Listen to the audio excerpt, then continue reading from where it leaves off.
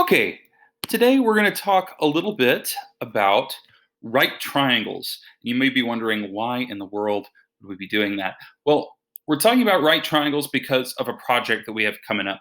I want to get y'all used to using functions, and especially functions with return values.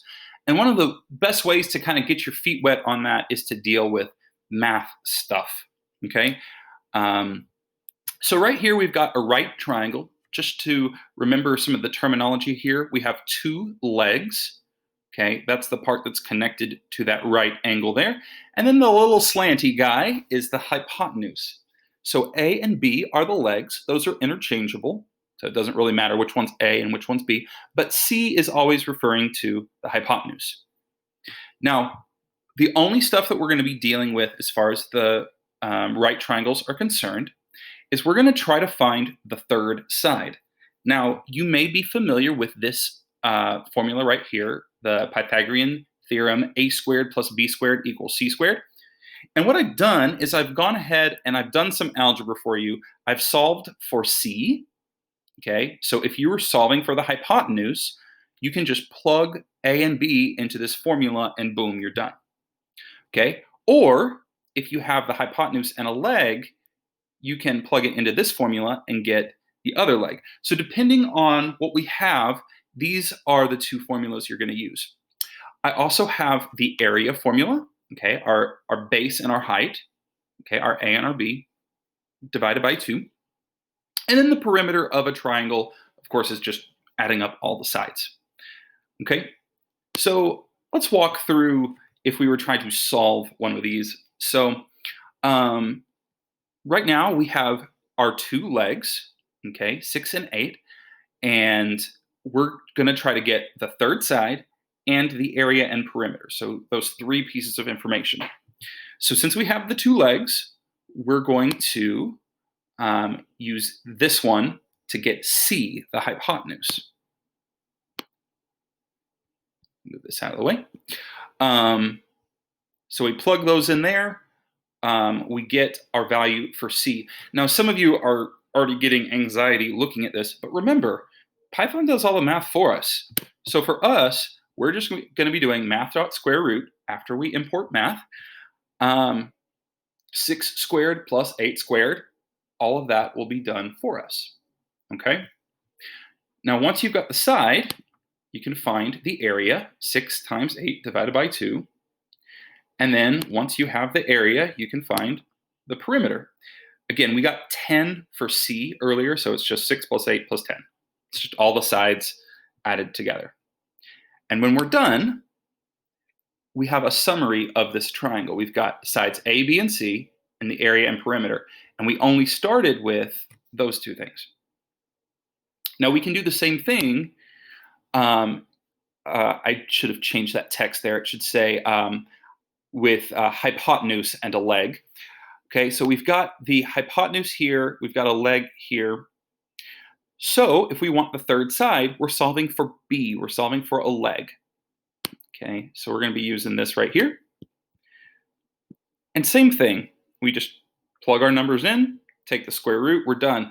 But Python's going to do all of this work for us. We're going to take the square root, 5 squared minus 3 squared. Okay.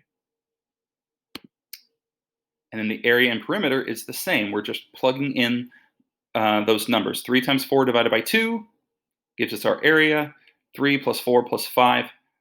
We solved for 4 earlier, remember? So here's what we're going to be doing. Okay, so here's our summary. What our project is going to be is we are going to make our own right triangle solver. So we're going to help students around the world cheat on their geometry homework. Okay, that's our plan here. We're going to have them enter in either the two legs of their right triangle or a hypotenuse and a leg. And then what we're going to do is we're going to give them all the other information. We're going to give them the missing side, the area, and the perimeter. And we're going to print all that out for them in a nice, organized way. But to help us out, we're going to use some top-down design here. where we kind of break this program up into pieces. We're going to make a method that gives us the hypotenuse. We're going to make a method that gives us the leg if we're missing the leg. We're going to do a method that gets the area, the perimeter, and a method that prints out the summary if you have these two legs. So again, this is kind of a bigger thing, but we're going to break it up into little pieces, little bite-sized pieces, so we can get used to using methods for this.